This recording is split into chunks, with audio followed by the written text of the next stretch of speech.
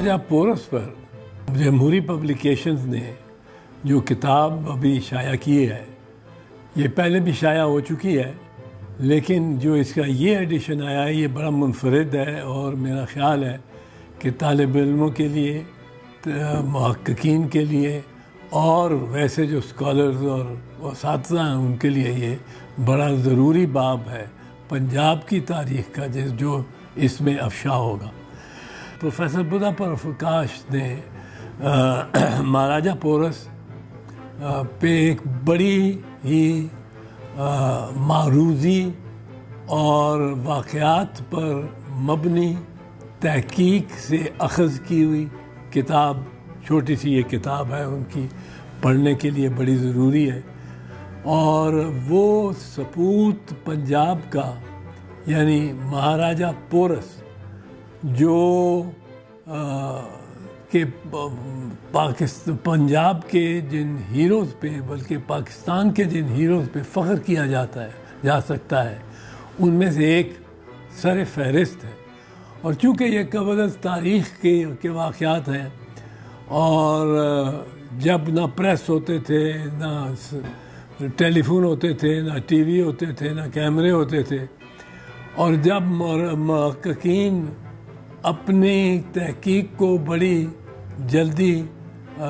Press کے ذریعے، جو پرنٹنگ پریس ہے اس کے ذریعے، پرنٹنگ پریس بھی نہیں ہوتا تھا، اس کے ذریعے اس کو محفوظ کر سکتے تھے۔ اس زمانے کے یہ اس داستان نے، جو داستان نہیں بلکہ تاریخ کا حصہ ہے، جو راجہ پورس اور سکندر اعظم کے درمیان جنگ ہوئی۔ سکندر مقدونیہ سے چلا جو یونان میں ہے، اس وقت یونان کے قریب تر تھا، متصل تھا، اور ایرانیوں کو فتح کرتے ہوئے اور بہت سے قبائل کو تباہ و برباد کرتے ہوئے، شہر اجاڑتے ہوئے، تخت جمشید کو جلا کے، جو پرسیپولس آج تک نمونہ ہے دارا کی ریاست اور دارا کی جو پوری شجرہ تھا اور ان بادشاہوں کا جو سلسلہ تھا، ان کے جاہ و جلال کا کس طرح اس کی کمر توڑی سکندر اعظم نے۔ اور پھر وہ افغانستان کے راستے پاکستان میں داخل ہوا۔ پاکستان میں داخل ہوا تو راستے میں پہلے پشاور آتا ہے، ٹیکسلا آتا ہے، ان کو زیر کرتے ہوئے۔ ٹیکسلا کا تو بادشاہ تھا امبی، اس نے تو صاف ہی کہہ دیا، اس نے کہا بھائی لڑنے کی بھائی صاحب کوئی ضرورت نہیں ہے، میں آپ کی کوئی خوش آمدید کہنے کے لیے باہر آ گیا ہوں اپنے شہر سے، اور یہاں اتنی فصل ہے، اتنا غلہ ہے، اتنی پیداوار ہے، یہاں اتنا کھانے پینے کو ہے سب کچھ، کہ ایک نہیں دو بادشاہ بھی اس پہ گزر کر سکتے ہیں اور بڑی اچھی اچھی بادشاہتیں کر سکتے ہیں۔ تو اس نے تو لڑائی نہیں لڑی۔ اس کا دشمن امبی کا تھا اصل میں پورس، دریائے جیلم کے مشرقی کنارے پر بیٹھا ہوا، دریائے جیلم جو اس وقت ہائی ڈیسپیز کہلاتا تھا۔ ہائی ڈیسپیز کے مشرقی کنارے پہ پورس کی بادشاہت تھی، اور پورس دریائے جیلم سے لے کے راوی تک، اور نیچے جہاں بیاس اور راوی اور جیلم یہ آ کے مل کے ایک تکون بن جاتی ہے، اور تکون کے نیچے پنج ند ہے، جہاں 5 ندیاں جا کے پنجاب کی یعنی بیاس، ستلج، راوی، چناب اور جیلم یہ جا کے ملتی ہیں، اور پھر دریائے سندھ بھی ان میں آ ملتا ہے۔ وہاں تک یہ پورس کی ایک یہ ریاست تھی۔ سکندر نے جب حملہ کیا، پہلے تو سکندر کو 1 سال کوشش کرتا رہا حملہ کرنے کی، اور وہ گھبراتا ہوا پار نہیں کرتا تھا۔ پھر اس نے بڑی ہمت دی اپنے جرنیلوں کو، اور پورس کی راجدھانی جو آج کل کے منڈی بہاؤالدین کے قریب ایک گاؤں ہے لکھنوال کے ایک معروف ایک شخصیت ہے لیفٹ کے بڑے اور شیخ محمد رشید جو پرانے بابا سوشلزم ہوا کرتے تھے ان کے ساتھی تھے، اور ہے سینیٹر چودھری محمد اسلم، ان کو بھٹو صاحب نے پہلے سینٹ میں سینیٹر بنایا تھا۔ چودھری محمد اسلم کے ساتھ میں نے جا کے یہ واقعہ، چونکہ جو واقعہ ہے دیکھا ہے اس لیے میں کہہ سکتا ہوں، وہ لکھنوال کے قریب ایک بڑا سا ٹبہ ہے، اس ٹبے میں وہ ٹبہ ہوتا ہے ایک یوں کہہ لیں مٹی کا پہاڑ سا، پہاڑی سی، اس پہ اگر آپ ایک جگہ زور سے پاؤں ماریں تو 50 گز دور جا کے اس کی دھمک آتی ہے، یعنی اس میں کچھ خالی ہے، اور وہاں دریا بھی اس طرح گزرتا ہے کہ جیسے اگر دیکھا جائے تو وہ دریا لگتا ہے کہ دریا کسی چیز کو کا تحفظ کر رہا ہے، اور وہ کس کو تحفظ کر رہا ہے، وہ گود میں لے کے وہ لکھنوال کا اور اس شہر کا، جس سے ہم اندازہ لگا سکتے ہیں کہ یہ پورس کی راجدھانی تھی۔ اب پورس کی راجدھانی جیلم سے گجرات کی جانب تھی۔ سکندر نے بڑی کوشش کی کہ جہاں پانی کم ہو، پتن ہو، وہاں سے کراس کر کے اور سرپرائز دے کے اور پورس کو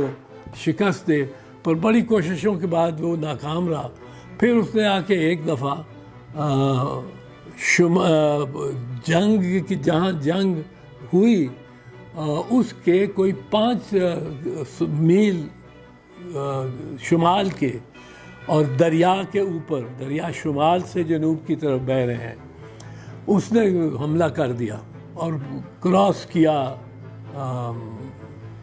جیلم کو، ہائیڈیسپیس کو۔ اب پورس نے مقابلہ کیا، پورس کے ہاتھی بہت تھے، سکندر کے پاس اس کے ہتھیار بڑے اچھے تھے، تلواریں بہتر تھیں اس کی، توپ کا زمانہ نہیں تھا، توپ تو بابر کے وقت میں آئی کوئی 2000 سال بعد، تو تیر کمان کا واقعہ تھا۔ سکندر نے کراس کیا اور پورس نے دفاع کیا۔ اب جو یونانی مورخ ہے، اب تو دنیا ساری پتہ نہیں کیوں کہتی ہے جی پورس کو شکست ہوئی، سکندر جیت گیا۔ یہ ہم مانتے ہیں کہ سکندر جیتا اور پورس ہارا، حالانکہ تاریخ کے جو اشارے ہیں وہ اس کے بالکل برعکس ہیں۔ قدیم جنگوں کو جاننے کے لیے کہ کس نے کون جیتا، حملہ آور جیتا یا جس نے دفاع کی ریاست کی وہ جیتا، کہ 2 پیمانے، اگر تو حملہ نہ ہو، کوئی حملہ نہ کرے تو جنگ ہی نہیں ہوتی، اگر سکندر حملہ نہ کرتا تو جنگ نہ ہوتی، وہ وہاں سے چل کے آیا حملہ کرتا ہوا۔ جب حملہ آور نے جنگ کی تو جس ریاست پہ اس نے جنگ کی، پہلا سوال یہ پیدا ہوتا ہے کہ اس ریاست کا بادشاہ کون تھا جنگ کے بعد۔ اگر سکندر تھا تو سکندر جیتا، لیکن اگر پورس تھا تو یہ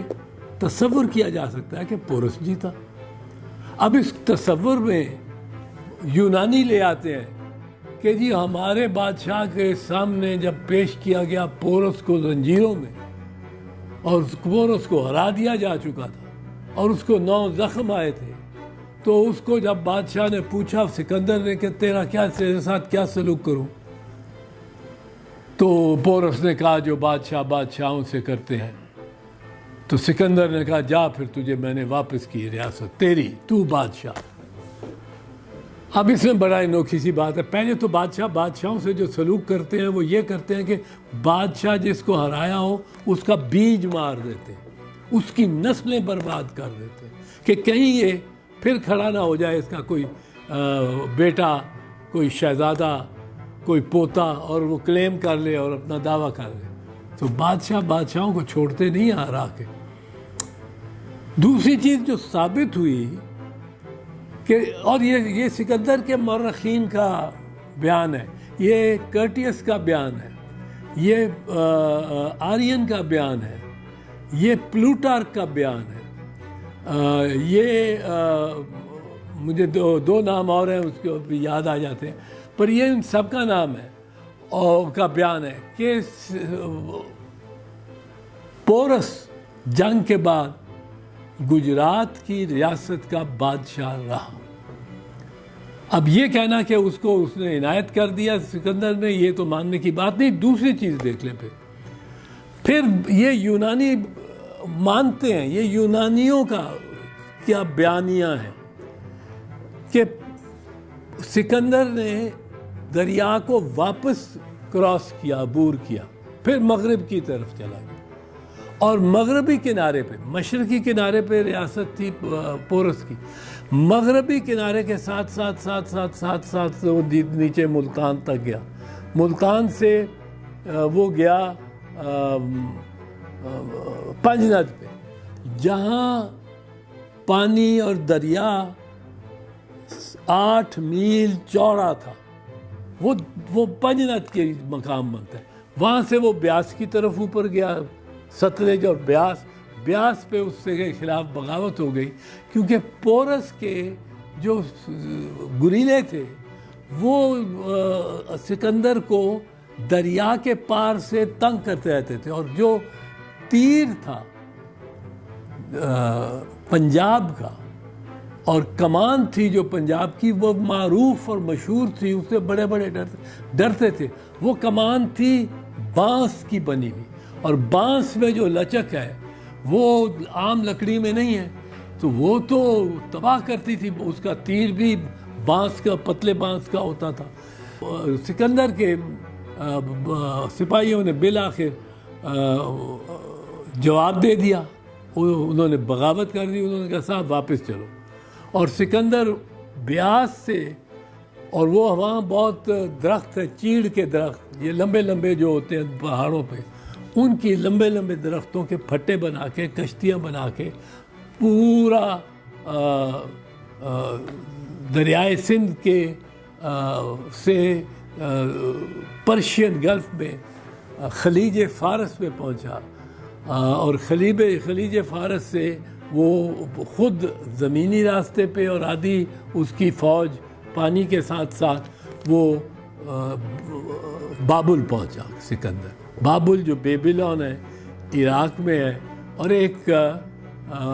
کسی حد تک افسانوی شہر بھی ہے، وہاں سکندر کو موت واقع ہو گئی، کیونکہ اس کو پنجاب میں، ملتان میں وہ تیر لگا تھا، پنجاب کے بانس کی کمان سے نکلا ہوا پنجاب کے بانس کا تیر، اور وہ مارا گیا۔ اب دوسری بات سے کیا ثابت ہوا کہ سکندر نے کراس نہیں کیا کہیں بھی پورس کی راجدھانی کو، وہ اس میں سے گزر نہیں سکا، کیونکہ بادشاہ پورس تھا، جنگ جیتا پورس تھا، پاس سکندر ہوا تھا۔ پر آج تک گو سکندر بھی اور پورس بھی دونوں قبل اسلام کے نام ہیں۔ اسلام ان کی جنگ کے 1000 سال 2500 سال بعد آیا تھا۔ اب دونوں نام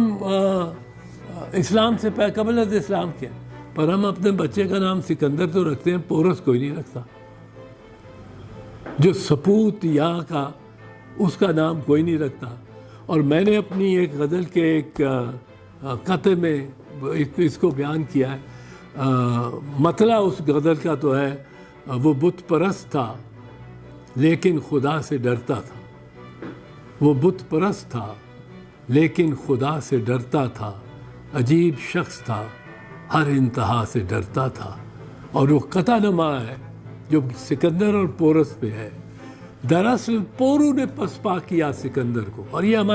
ہمیں چاہیے ہم اپنے بچوں کو بتائیں، ہمارے بچوں کو بالکل غلط تاریخ پڑھائی گئی ہے۔ دراصل پورو نے پسپا کیا سکندر کو، شہ سپاہ کا مورخ پلوٹارک، آرین، کرٹس میں بھول رہا تھا، ڈائیڈورس شاہ سپاہ کا مورخ پہ شاہ سے ڈرتا تھا. وہ کس طرح کہہ سکتا تھا کہ سکندر ہار گیا پورس جیت گیا؟ تو دراصل پورو نے پسپا کیا سکندر کو. شاہ سپاہ کا مورخ پہ شاہ سے ڈرتا تھا، گزر سکا نہ وہ گجرات سے کہیں آگے. سپاہ پورو سے اور شاہ سپاہ سے ڈرتا تھا.